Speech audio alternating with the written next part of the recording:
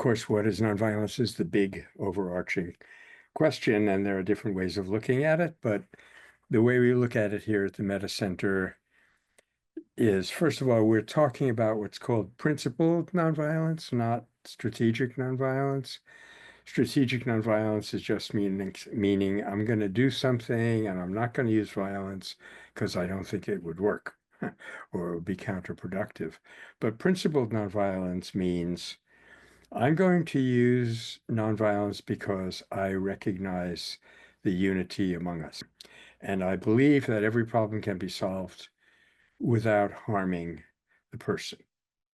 So nonviolence is a power that arises from that recognition of unity. Ultimately, I think, after having gone through a whole series of definitions over the years, that's the one I'm sitting with now. Nonviolence is the power that arises from the recognition of unity.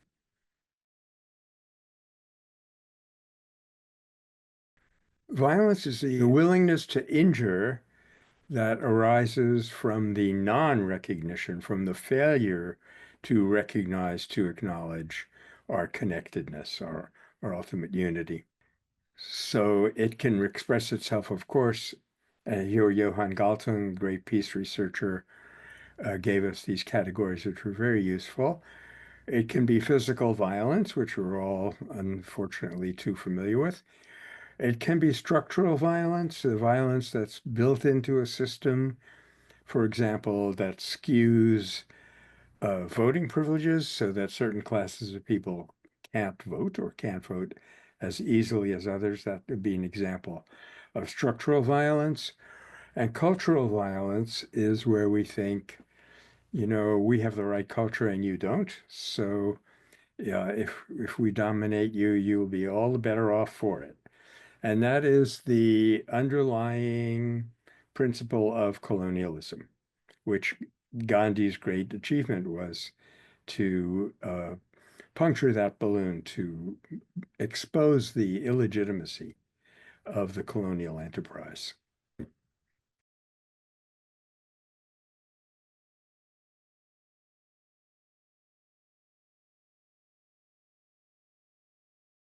The applications of nonviolence are almost without end. Maybe they are completely illimitable.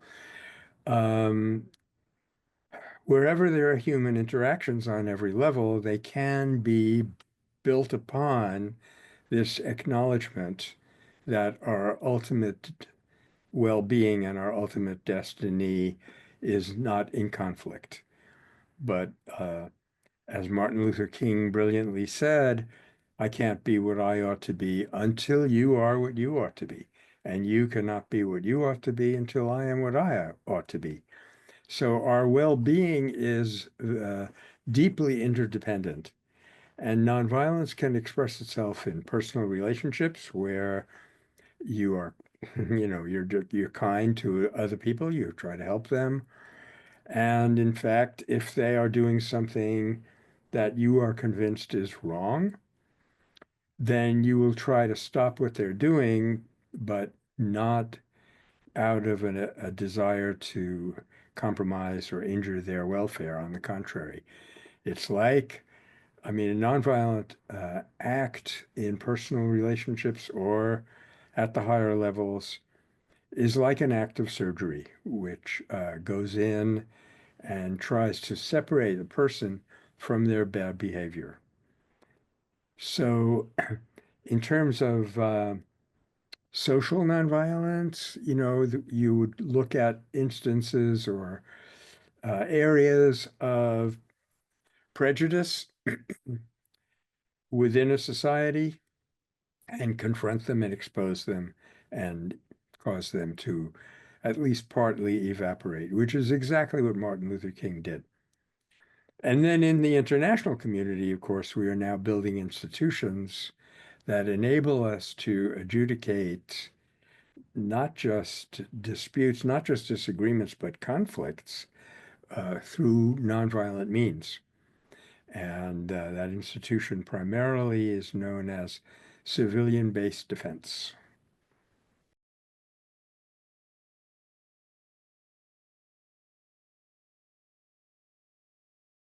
restorative justice is the answer to the system which has been in place in industrial societies, particularly ours in the US, for a long time, which is called retributive justice, where the principle is if you offend, we want you out of here and we want you to be hurt. And the hope is that maybe when you're hurt enough, you'll realize you've offended and you will stop. Whereas restorative justice operates on almost opposite principles. It says, hey, get back in here. Join us. Let us discover what your problem was and let's resolve it. And we have very deeply, firmly established faith that there is no problem that cannot be resolved to the benefit of all parties. So those are the fundamental principles of restorative justice. Example of that. So 10 or so years ago in the South somewhere, some white supremacists actually burnt down a black church. And they were caught, and the judge sentenced them to rebuilding it. So they had to strap on their aprons and get out their hammers and saws and help rebuild that church. In the course of doing it, my guess is, my imagination is, that they learned a lot. And because we know now that behavior influences attitude, if you even kind of push people towards being kind to others, they end up contacting that reservoir of kindness within themselves. There were 92, I think 1992, there was a severe tsunami in India and Sri Lanka, and a U.S. Marine was detailed to hand out food supplies. He was going at this all day long, and a journalist asked him, how do you feel about what you're doing? This isn't your training exactly. And he made a classic comment. He said, I have been serving my country for 34 years, and this is the only day that I got any satisfaction out of it. So there is an innate need in every human being to serve. Gandhi identified this and deployed it very well. And that's how nonviolence would look as a restorative rather than a retributive model.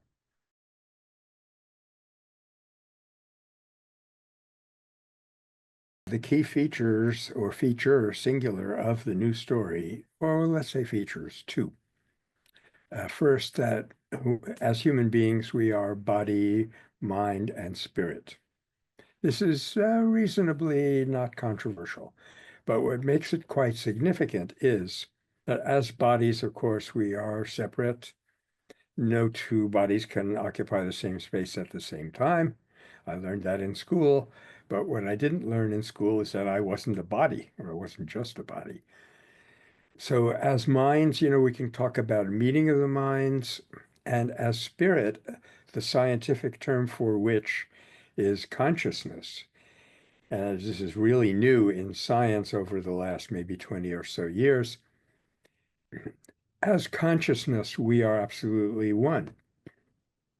Consciousness, to use the formulation of an Indian scientist, physicist actually, some time back, said consciousness is not operating in space-time.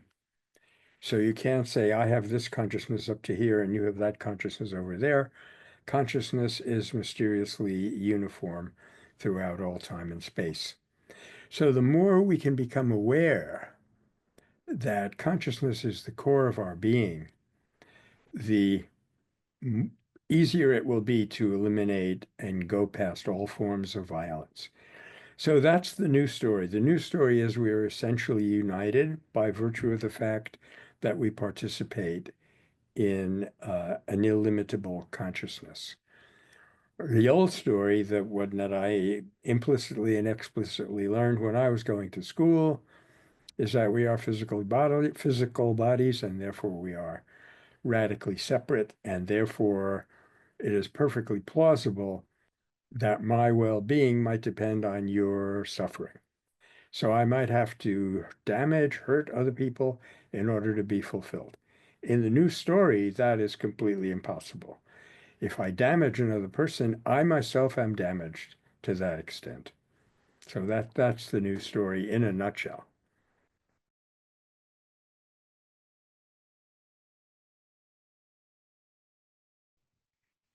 Science can show us that the way people learn is the way they learn most effectively, most efficiently, is when their actions and their words, their mental basis for their actions, the reason that they think they're doing it, correspond when they're the same. So while we act out aspects of the new story, it enhances the efficiency of that change mechanism greatly if we also explain why we're doing it. So then you have these two things coming together, the mental understanding of why it works and the physical demonstration of it. So that is a way that people learn most efficiently. However, in order to be sure that we're doing that right, of course, we have to express ourselves with respect and kindness and having a vivid concern for the well-being of the other party. If we say, shut up, you're wrong, no, we're really united, that's not going to work very well. So Martin Luther King put this very well. I don't think I'm going to get it quite right, but he said, power without love can be harmful, can be violent. Love without power can be anemic. I think it's important to articulate them because if we don't, I'm going to say this negatively and positively, if we don't, whenever there is a successful nonviolent event, and there too, we have to understand what success means in nonviolence. But let's say there's a successful nonviolent event, could be quite a conspicuous one, like Gandhi's liberation of India. He called that the ocular demonstration of the power of nonviolence. If we don't embed that episode in a new narrative, people will say that was a fluke. And then you have the comment of a colleague of mine who taught history at Santa Cruz, who said people try nonviolence for a week, and when it doesn't, quote, work, unquote, they go back to violence, which hasn't worked for centuries. The reason for that is violence is perfectly rational in the old story, where we are separate and my welfare, my well-being may depend on the compromising yours. When we act in such a way that we draw upon our interconnectedness, which is embedded in the news story, and we explain why this is working, it enhances the impact. It greatly influences, helps the effect, Hmm. because it helps people understand that what happened was not a fluke. It was, in fact, a recognition of a profound reality.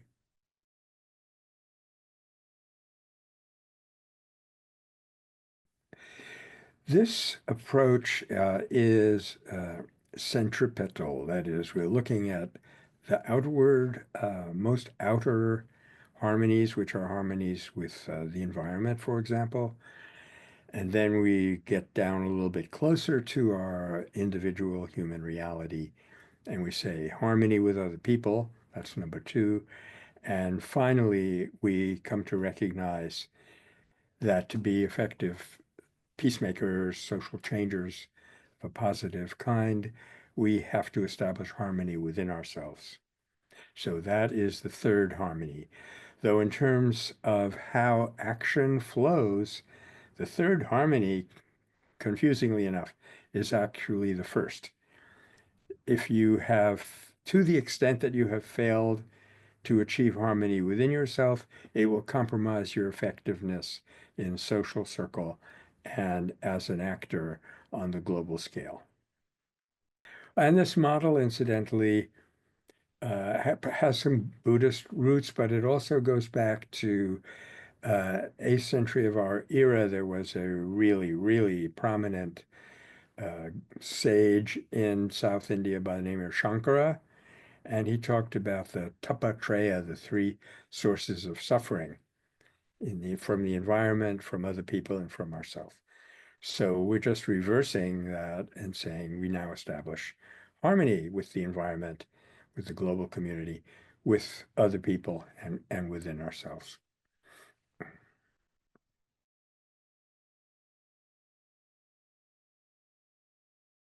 Well, what is the Metta Center in one story, one story rise of the elevator, we could say we are trying to help people practice nonviolence more safely and more effectively. And we are fundamentally an educational rather than an activist organization. So we do conversations, we do trainings, we do a lot of writing, and of course we have this film, all to help people understand what nonviolence is and how to use it. I mean, we think that is the key to going forward successfully into the future now. It is the only way to overcome the very unfavorable situation in which we find ourselves now. Metta is a Buddhist term for loving kindness. It is the Pali, which is the Buddhist language, the language at the time of the Buddha, which in Sanskrit was Maitri, or Maitreya, which means friendship. Mitra is friend, Maitri is friendship. So originally, we started the Metta Center and called it the Marin Experimental Teaching, Training, and Advising Center, but that was changed a few years ago. And so now our official um, name with the state agencies is the Metta Center for Nonviolence.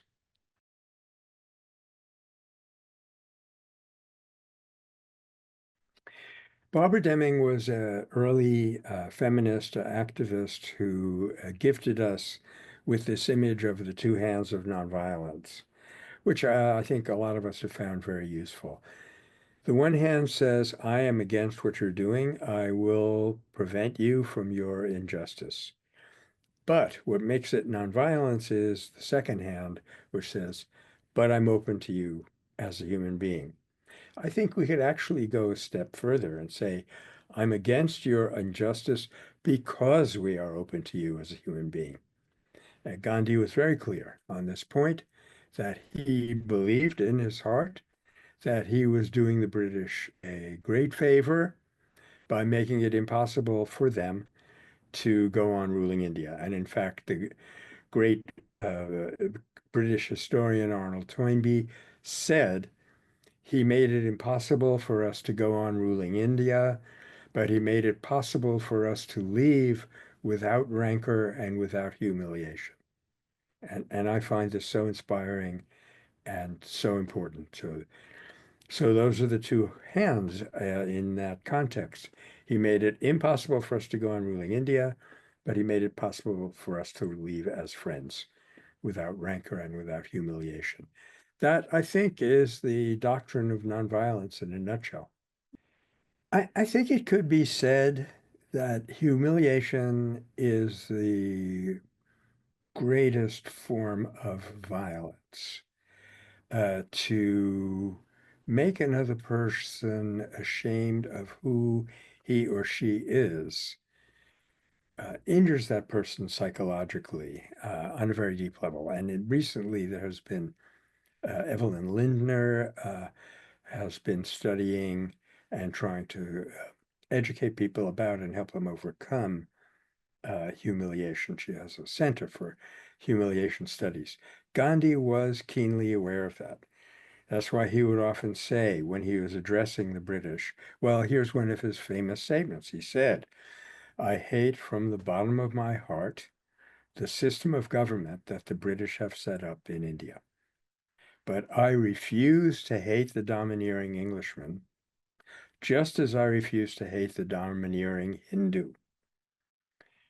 So, enabling people to desist from harmful, violent behaviors without feeling diminished in the process, but on the contrary, stepping up to their to their humanity, and partly also to their humility, uh, was, I think, the great discovery that Gandhi made, and that's what made his nonviolence so powerful. If he had said to the British, "We hate you, we want you out of here," there would have been a horrendous struggle, and there's no way that it actually would have ended. But yeah, it was almost like, a birthing process to enable them to relinquish their control over India and yet not feel diminished in the process. That was a miracle.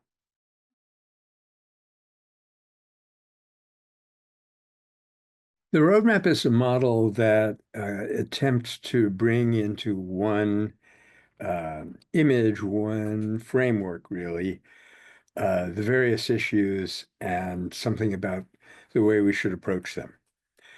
So to start with the way of approach first, the roadmap is based on three concentric circles, and the inner circle is called person power, and that's where we have five suggestions on how each person can develop his or her maximum capacity for nonviolent work. The next circle, so the middle circle, is constructive program because we propose that it's very effective, most effective, to first build what you can and only go into protest or oppositional mode where you can't build anymore. So, for example, let's take the question of voting for voter fraud and voter rights.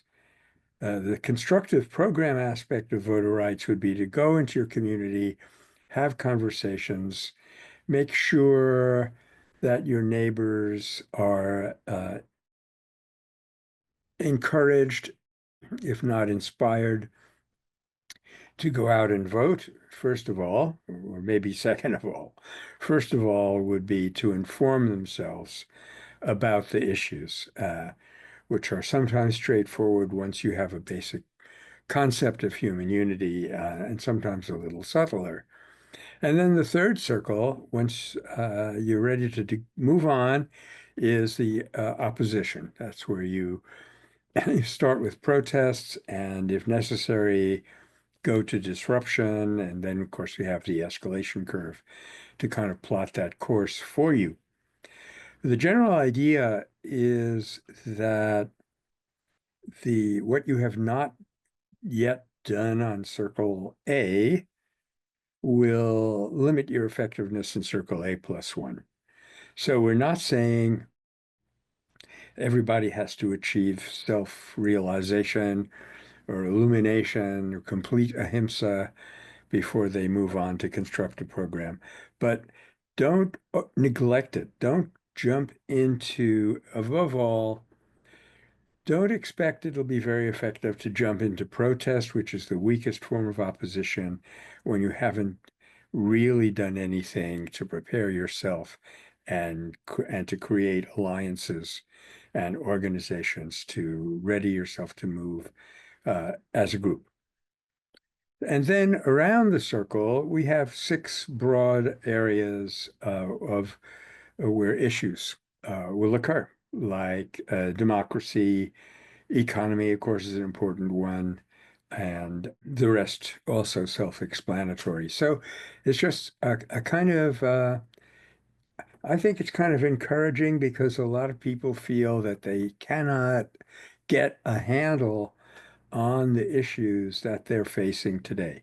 So this allows us to take a multitude of issues, which could be very confusing and very chaotic, and make it coherent and comprehensible, and show us a way to address them. For the person power point, we have five recommendations. First of all, and this would just be a question of mental health, not just political effectiveness and social change, but be media literate, which in effect means that you spend almost none of your time watching the mass media. Commercial mass media are all based on an image of separateness and competition and consumerism, which are all directly keyed, or at least indirectly keyed, to violence, although we don't recognize it. And we have this famous example that we like to use. It's a billboard that we used to pass on the way into work for real estate, and it said, "Our pain is your gain." In other words, not only do you get a good bargain, you get the additional satisfaction of causing somebody else suffering when you buy this particular kind of real estate. The second thing is to now, especially with the time that you've saved from not watching, not trolling the internet all that much and not watching YouTube a lot, you've got some time on your hands. We don't want you to waste it. Use that time to learn about nonviolence. We have immense resources now that never used to be available before. You can take online courses from us, among many other groups, and inform yourself, because very often we see that people will say this should be done nonviolently, and someone else will say that has never worked, which is historically completely inaccurate. But if we don't know the facts, and they are abundant, and when we know them, it can give us more confidence and enable us to argue more effectively. Thirdly, even if we've stopped watching the violence in the media altogether, there still is a residue from that toxic culture. So for that and other reasons, we recommend that everybody find a spiritual path for themselves, be it meditation or whatever. And fourthly, there's something very effective that we can do in our personal life, which won't require an awful lot of effort, but would involve a change of habits and will change the atmosphere in a remarkable way. And that is to act whenever possible more personally. Don't just go into a store, let's say. You don't just take your product and plunk down your money and walk out. Take a minute to say to the person behind the counter, "How are you doing today? Has it been a busy day?" Something like that. And from there on out to even to people with, or maybe especially people with whom you have a serious disagreement, remember the basic principle in nonviolence is to be aware that they're human beings. Always remember the humanity of your opponent, and you can do that long before conflict starts by remembering your own humanity and that of others. And then finally, with all of these preparatory steps behind you, assess your strengths and weaknesses and choose a project to work on. You may not want to take issue on a project that infuriates you, because that will prevent you from dealing with it in a nonviolent spirit. That's one criterion for choosing a project. That's an internal criterion. External criterion, of course, we want to choose something where we can succeed. I didn't say win, because if we say win, then they have to lose. But where we have a good chance of succeeding and where it will make a difference, either right away or by building from one success to another, getting stronger, getting our act together, learning from our strengths and weaknesses, what were our best practices, and so forth. Uh, Chart a strategic path from whatever issue we want to start with, which may not be the biggest one. Let's not say, okay, we've got 6 people together, we're going to take on the war system. That is a recipe for frustration and unhappiness. But we could take on, let's say, a way of improving education that's going on in our community, how to be more of a community, and then build on from there. So start in a humble, achievable way, but one that will lead successively to a serious success.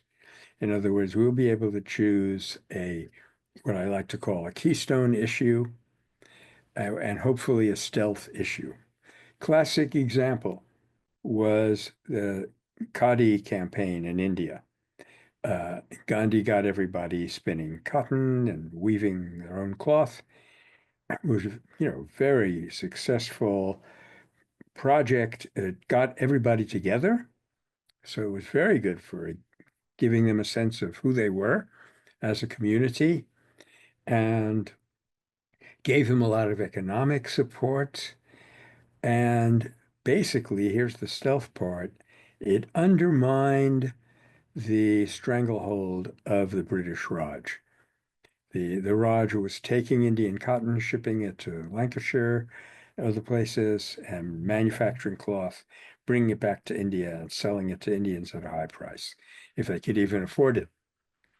So this was really aimed at the very heart of the colonial empire and made it impossible for the British to continue ruling India. So those are criteria to watch out for. Ideally, you can't always get to the ideal right away, of course. Why have we put the new story creation at the very top of the circle, the roadmap? Because it's the framework for everything. It's the rationale for everything. If we're going to go, let's say, against economic exploitation, it's because economic exploitation is harmful for all parties, for the exploiters on many levels. First of all, the level of alienation, the guilt of knowing that their well-being is riding on the unhappiness of others, and we know from the studies now of moral injury that even if this is pretty indirect and not in your face, it causes even the doer psychological harm. So, in the old story, where we're all separate competitive individuals, that might have made a certain amount of sense. You got to hold out for your own and your family, and you're against other people and their families. But in the new story, because we have at the core of our being what's sometimes called in theological circles a divine spark, what the Quakers used to call that of God in every person, uh, because of the element of unlimited consciousness that every one of us possesses at the core of our being as a human being, we are deeply and inseparably interconnected. So, given that framework, self-sacrifice and nonviolence are really the only options. If I need to change your behavior because I deeply believe that it's unjust, inappropriate, I must be able to do that in a way that doesn't alienate you. So you may not like it, but in the end, we're going to end up closer. And African Americans were known to say this during the civil rights movement here. We're going to set ourselves free, and in the process, we're going to set our white brothers free also.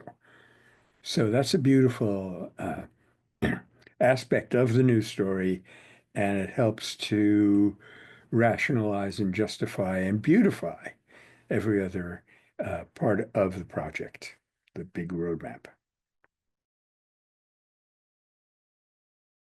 I noticed a long time ago that a frequent mistake made by people with the best intentions in the world was to fail to assess realistically their strengths and the strength of what would be their opposition.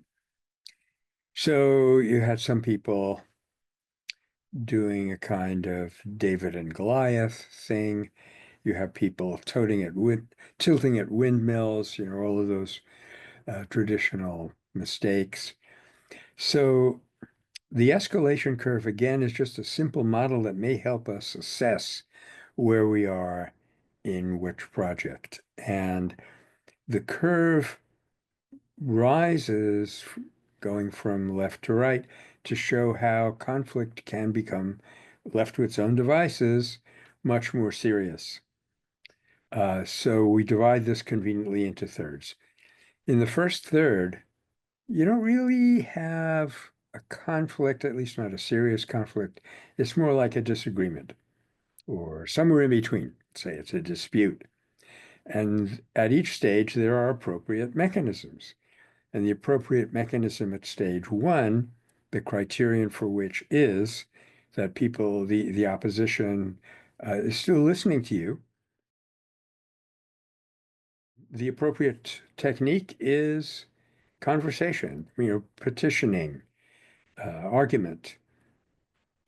In fact, that's a good thing to do, even if you think they won't listen, because it's very much stronger to actually put it in practice rather than to say, oh, they'll never listen to me.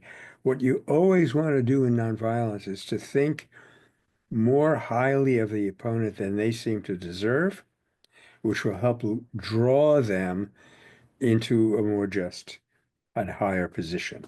So the first part of the escalation curve is where there's a disagreement, and it can be adjusted by either mediated or unmediated conversation. But as we all know, there comes a point where the opposition is not really listening to you, or not enough to make a difference, not to where you'd notice it, so to speak. And at that point, we have to fall back upon something that is the endowment, the potential of every human being, and that is civil disobedience. I am going to show you that what you're doing is wrong by displaying the harm that you're causing in a way that you will not be able to easily ignore. So that's civil disobedience. Usually involves breaking the law, breaking an unjust law, and willingly undertaking the penalty for breaking that law, because you're not against the rule of law. We can certainly see that in our situation here in the United States today. On the contrary, you want to uphold law, but sometimes you have to purify law by showing that it has been misapplied here and there. And now, what if you've done your civil disobedience? You've fasted, you've tried to get in the way of the weapons shipments, whatever you've done, it still hasn't worked, but you really feel that you can't live with this problem. Well, there's a third stage, which is controversial, difficult to think about, but not honestly ignored. And that is, there is a really powerful weapon that each of us has possession of, and that is his or her life. Gandhi showed the power of this many times. Okay, if you're not going to let Dalits and untouchables vote, I'm not going to live in your country. So I'm going to stop eating it right now. And that, of course, because of who he was hugely successful. And again, we have rules for when this is doable, when it's not doable. But the point is to hold that in reserve and only do it as an absolute last resort on a very serious issue.